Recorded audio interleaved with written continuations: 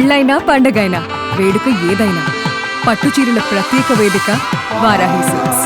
Welcome to cinema screen. ఈ వేసవి వినోదానికి కేర్ ఆఫ్ అడ్రస్ గా మారేందుకు పవర్ స్టార్ పవన్ కళ్యాణ్ సిద్ధమయ్యాడు. హరీష్ శంకర్ దర్శకత్వంలో రూపొందుతున్న ఉస్తాద్ భగత్ సింగ్ సినిమా ఇప్పుడు బాక్సాఫీస్ వద్ద సెన్సేషన్ క్రియేట్ చేసేందుకు రెడీ అయింది.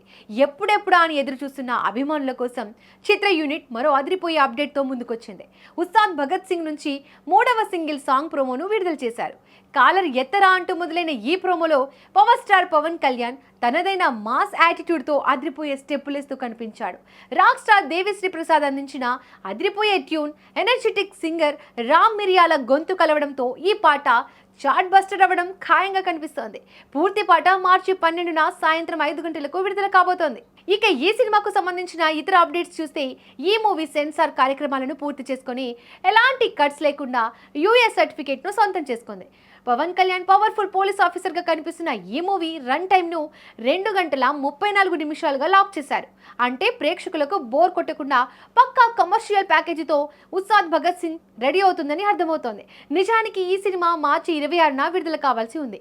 కానీ టాక్సిక్ సినిమా వాయిదా పడడంతో ఉగాది పండుగను క్యాష్ చేసుకునేందుకు మేకర్స్ వారం రోజుల ముందే అంటే మార్చి 19న సినిమాను థియేటర్లలోకి తీసుకొస్తున్నారు. శ్రీలీల, రాశిఖన్నా కథానాయకులుగా నటిస్తున్న ఈ సినిమా నుంచి తాజాగా విడుదలైన పోస్టర్ సోషల్ మీడియాను షేక్ చేస్తోంది.